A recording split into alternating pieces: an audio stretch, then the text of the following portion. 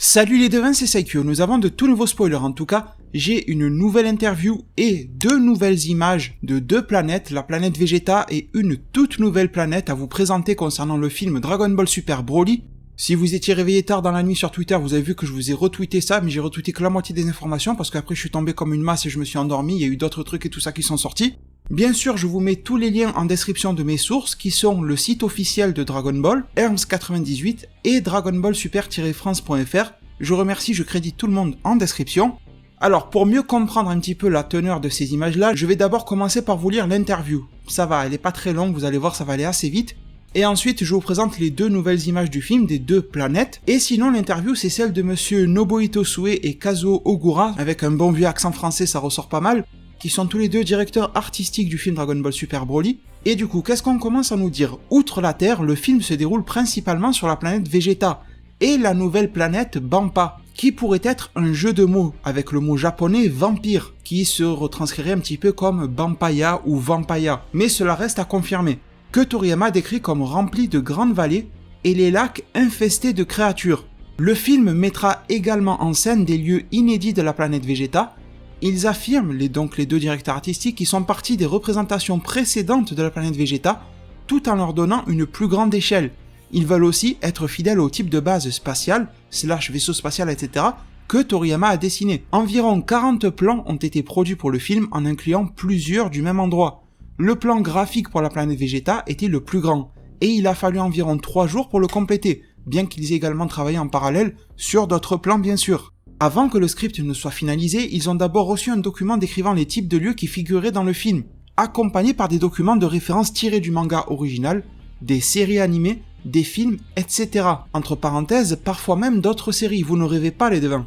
Ils ont des documents de référence, donc des sources d'inspiration, etc., des bases de travail, qui proviennent du manga original Dragon Ball, donc la planète Vegeta et compagnie, de séries animées, l'animé Dragon Ball machin, de films, donc probablement ils veulent inclure là-dedans tout ce qui est TV spécial sur Bardock et tout ça, le manga Dragon Ball Minus à la fin de Jaco, mais aussi parfois même d'autres séries. Donc je pense que, histoire de créer certains types d'architecture, de planètes, etc., ils ont dû mater d'autres animés, etc., pour voir un petit peu comment c'était foutu. Parce que Dragon Ball Super, et vous allez le voir par la suite de l'interview, les devins, essaie d'instaurer un space opéra, chose qu'il n'a jamais réellement fait. Tous les éléments étaient là, mais ça n'a jamais été fait. Et bien, pour franchir cette frontière, et nous proposer du space opéra enfin dans Dragon Ball, eh bien, ils ont été s'inspirer de ce qui pouvait se faire ailleurs. Attention, ça ne veut pas dire que c'est du repompé, mais une source d'inspiration, comme tout le monde s'inspire de tout le monde dans la vie. Ensuite, ils sont particulièrement pointillés en matière de couleurs. Dragon Ball a une palette de couleurs unique et brillante, plutôt qu'une palette réaliste. Il est également important de donner aux différentes planètes des palettes de couleurs différentes pour les distinguer de la Terre. Alors, ils ont raison sur la deuxième partie du truc. Ils ont des couleurs différentes, distinguées de la Terre. Ça fait penser à tout type de space opéra. Tu prends Star Wars, tu prends Mass Effect, tu prends Star Trek, mais plutôt les anciennes itérations, parce que les récents films et tout, c'est pas trop ça. Mais les anciennes versions de Star Trek, il y avait une identité sur chaque planète sur laquelle tu vas. C'est un peu ça qu'ils veulent faire ressortir par, la tonalité de couleurs, etc. Après, dire que Dragon Ball a une palette de couleurs unique, brillante, pas trop une palette réaliste, alors oui, un animé par définition n'a pas trop une palette de couleurs réaliste. Ça sort de l'ordinaire. Mais est-ce qu'on peut dire que vraiment la base et l'essence de Dragon Ball, si vous prenez Dragon Ball Z et les anciens films Dragon Ball Z, que c'est une patte de couleurs brillante? Je ne suis pas vraiment d'accord avec ça. Je pense vraiment que le côté brillant a été ajouté sur les versions récentes de Dragon Ball. Un petit peu avant Dragon Ball Super, tu avais les films Dragon Ball Z, Battle of God, etc. qui ont fait quelque chose de vachement brillant. Tu as eu le film, c'était pas un film, mais le Son Goku et ses amis sont de retour. Ça aussi, c'était vachement brillant. Je me rappelle du Gotenks SSJ1, je le trouvais pas très beau au niveau des cheveux. Donc ça, c'est vraiment le Dragon Ball moderne qui a une couleur brillante, et à l'époque, c'était un petit peu plus terne, parce que c'était aussi les technologies qui étaient différentes. Mais bon, bref, on va pas discuter de couleurs pendant 100 ans, le réalisateur Nagamine leur a dit de sortir tout ce qu'ils avaient en tête à partir des croquis initiaux. Alors, ils ont proposé des designs plutôt originaux qui conservaient encore la saveur des précédents de la série. Une fois que Toriyama et la Shueisha ont donné leur accord, ils ont avancé avec ces designs.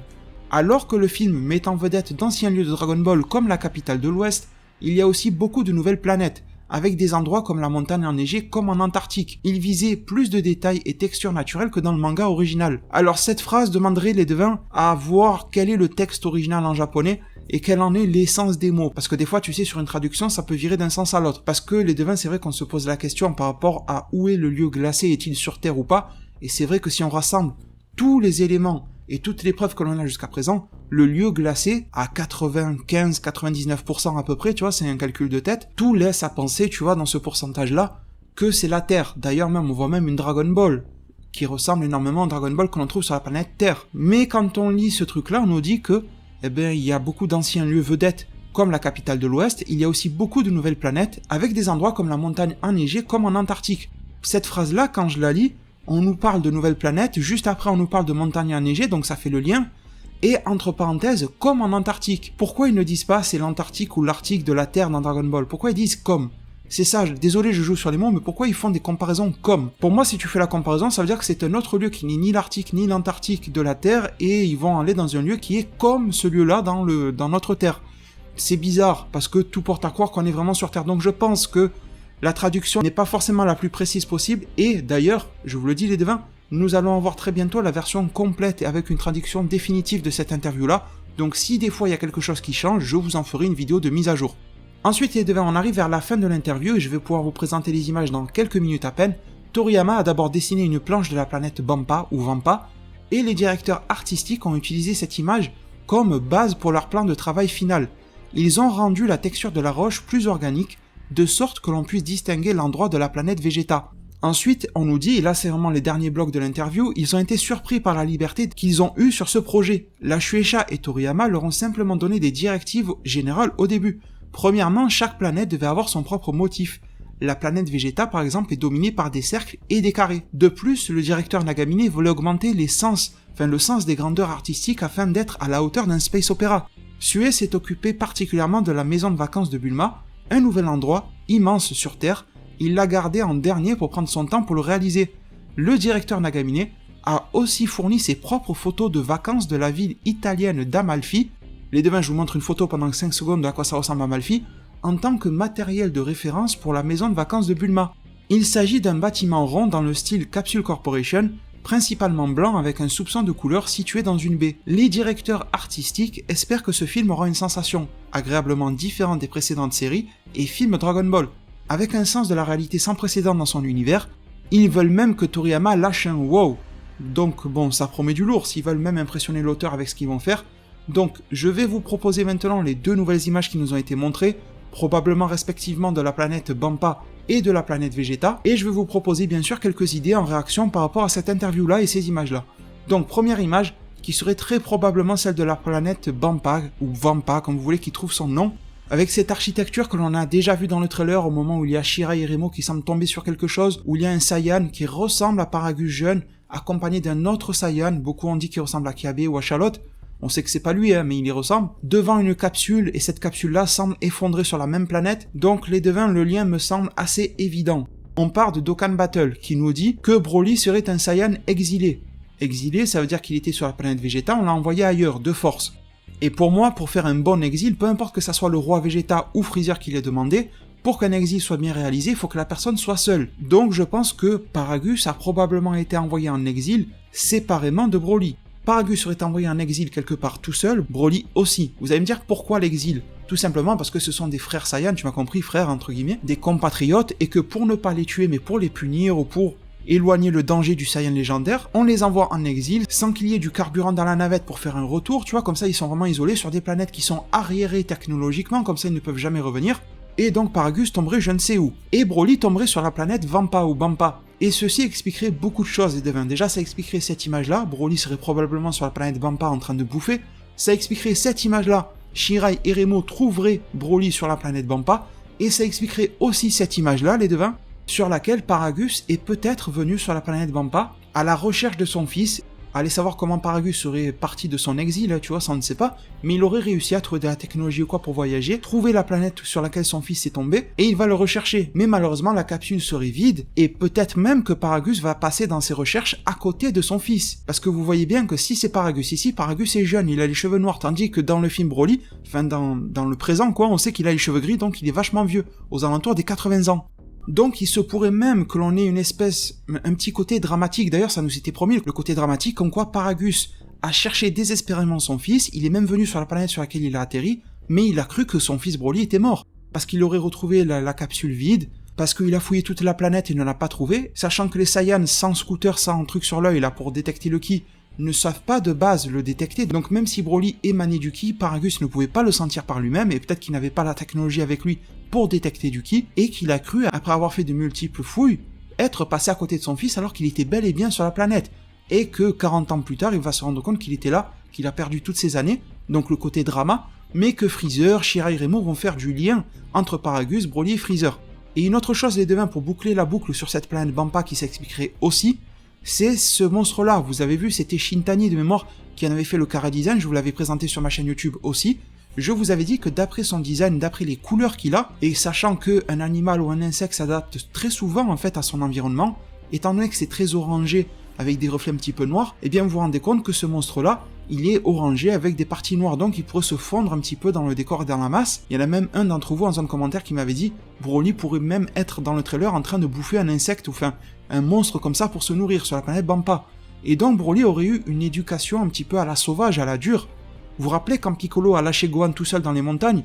Eh bien Broly il aurait vécu ça toute sa vie. Dans une planète super difficile, donc la planète Bampa, on nous promet que cette planète-là habite des créatures, Vampa, si c'est surtout le jeu de mots Vampa Vampire, et regardez ce monstre-là avec sa bouche là, il fait ressortir un truc un petit peu à la Alien, et il vient, pas forcément sucer le sang, mais il essaie d'aspirer quelque chose, ou tu vois, les organes des gens, on voit qu'il y a un petit côté vampire dans ce monstre-là, tu vois ce que je veux dire? Donc je pense que tout ça est lié, et probablement que ça justifierait aussi le fait que Broly soit un minimum puissant, même s'il n'a jamais combattu d'adversaire ou d'humanoïdes, qu'il a combattu que des monstres sur une planète difficile. Ça expliquerait beaucoup de choses, ça voudrait dire que déjà Broly de base, bébé, il avait un potentiel de ouf parce que déjà enfant, il a réussi sans aucun entraînement, sans savoir lui-même qu'il était un Saiyan, il a réussi à tabasser du monstre vampire, et forcément en devenant adulte, c'est devenu son repas quotidien, tu vois, de bouffer ces insectes-là. Mais ça lui a fait quand même une vie à la dure, un entraînement à la dure. Certes, loin du résultat de Goku et Vegeta, mais si tu dis que Broly est un descendant de Saiyan légendaire, je ne sais pas quoi, et que ce potentiel-là a été stimulé par une vie très difficile et menée par des combats, etc., bon voilà, forcément ça te donne le résultat. Je pense qu'on a une très bonne piste ici les devins. Et deuxième image qui est, voilà, très probablement également de la planète Vegeta, on avait déjà vu quelque chose d'assez similaire. Je trouve que les designs sont très réussis, il y a beaucoup d'effets de profondeur qui sont réussis aussi, et probablement, si on reprend l'ancien visuel, je vous le montre sous vos yeux, que on serait en hauteur, et que l'on serait sur cette espèce d'architecture de château. Je pense qu'on a un autre point de vue. Imaginez que vous tournez la caméra de quelques degrés, etc., et vous arrivez en face du château en hauteur. Je pense que c'est le même lieu, mais avec un plan différent. Et là, je vais vous proposer une idée que je ne sais même plus qui me l'a proposé, si c'est un abonné, si c'est... Je sais plus si c'est un ami à moi qui me l'a proposé, je sais plus, mais il y a quelqu'un dans ma vie qui me l'a proposé, désolé, je sais plus qui c'est. Ou peut-être que c'était dans un live, enfin un invité me l'avait proposé, je ne sais plus. N'hésitez pas à me dire en zone commentaire si vous en souvenez. Comme quoi le Paragus en fait aurait été le roi juste avant, genre 1 an avant le roi Vegeta, 2 ans, un truc comme ça. Parce que vous savez que le roi Vegeta a obtenu la planète en faisant un coup d'état. Donc il se pourrait que Paragus soit celui qui a été trahi par le roi Vegeta par un coup d'état. Et du coup, Paragus et Broly n'auraient pas été exilés par rapport à des pouvoirs ou par rapport à Broly qui a montré une force surlégendaire, je sais pas quoi, mais juste par une raison politique, du genre le roi Vegeta fait un coup d'état, et pour ne pas se refaire voler le trône lui-même par Paragus et Broly son descendant, donc ancien roi et ancien prince, eh bien le roi Vegeta les aura envoyés en vadrouille dans l'univers, dans une planète paumée. Et du coup ça expliquerait l'exil et ça expliquerait pourquoi Paragus et Broly sont en quête de vengeance. Et pourquoi ils s'allieraient à Freezer pour se battre contre d'autres Saiyans comme Vegeta et comme Goku. Et ça expliquerait aussi pourquoi dans le trailer, Broly fonce en premier sur Vegeta et pas sur Goku. Bon, ça c'est une idée que j'ai beaucoup de mal à justifier les devins, et ça serait vraiment Toriyama qui saisit une opportunité. Mais je voulais quand même vous la glisser aujourd'hui, vous me direz ce que vous en pensez. N'hésitez pas si vous savez qui me l'a suggéré, enfin moi je m'en rappelle plus. Et les devins, bon sinon de l'interview, il y a des choses sympas qui sont dites, on sent que la méthode de travail a changé. La direction, avant il y avait Yamamuro qui dirigeait beaucoup les choses, maintenant on a un fort sentiment de liberté. Alors moi je suis content pour ces mecs-là, ils doivent avoir un rythme de travail un petit peu moins effréné que sous Yamamuro, etc. Mais après, des fois, faut faire attention, c'est bien beau la liberté, chacun fait ce qu'il veut, mais imagine un orchestre sans le chef d'orchestre, tu vois ce que je veux dire? Donc faut faire attention aussi. J'ai confiance en ce qu'ils vont faire, mais faut pas non plus que ça soit un assemblage de ce que chacun a fait de son côté. Faut qu'il y ait quelqu'un pour faire du lien. Après ce sont de grands professionnels à l'auto-animation, donc je pense pas que ce film va être de la merde, si vous voulez mon avis, mais quand même, c'est bien beau d'insister sur le fait, ouais, tout le monde est libre, tout le monde fait ce qu'il veut, tout le monde fait des propositions, après on assemble tout, on leur fout pas la pression, d'accord, mais dans un projet tel que celui-ci, je pense qu'un minimum de pression est la bienvenue. Après, vous savez aussi, la communication japonaise, c'est toujours quelque chose de très humble, de très modeste, ils essayent toujours de minimiser ce qu'ils font pour t'en mettre plein la gueule avec ce qu'ils vont te proposer dans le film ou dans l'œuvre, enfin un truc comme ça. Et aussi, il faut se dire que tout est relatif, c'est-à-dire que si un Japonais, pays dans lequel le rythme de travail est super élevé, te dit qu'ils ont levé un petit peu le pied, qu'il y a moins de pression, etc., je pense que ça reste quand même un système dans lequel il y a beaucoup plus de pression par rapport à la moyenne en Occident. Donc je me fais pas trop de soucis non plus. Je pense pas qu'ils sont tous les jambes croisées avec le siège penché en arrière en train de boire des cafés ou se fumer une chicha, tu vois, la Toei, c'est pas comme ça. Donc ça va, j'ai confiance. Je pense que ce film nous réserve plein de belles choses quand on voit le résultat des visuels. D'accord, ce sont juste des images arrêtées sur un ordinateur comme ça, ce sont juste des artworks à la limite, mais qu'est-ce que c'est beau les devins, ça met dans l'ambiance. Je trouve que ces visuels-là ont une identité, surtout celui de la planète Bampa. Il est captivant, j'ai limite envie de le mettre dans un cadre et de l'afficher, tu vois. En plus avec les lacs verts, tiens, les lacs verts qui font référence un petit peu à la couleur du Kid Broly, enfin bon. Donc franchement, cool, c'est pas les news de ouf du siècle, mais c'était cool à voir. N'empêche, ce sont quand même la planète Vegeta et une toute nouvelle planète qui aura son importance dans le film et qui est révélée ici. Dites-moi si ça vous met en confiance pour le film Dragon Ball Super Broly en zone commentaire. Je sais que vous en attendez plus, ou je sais que vous attendez de voir le film. Est-ce que ça vous met de bonne humeur pour le voir, tout simplement? Du coup les devins, je vous remercie tous pour tout votre soutien. Prenez tous super bien soin de votre futur, et à plus pour de prochains arts divinatoires.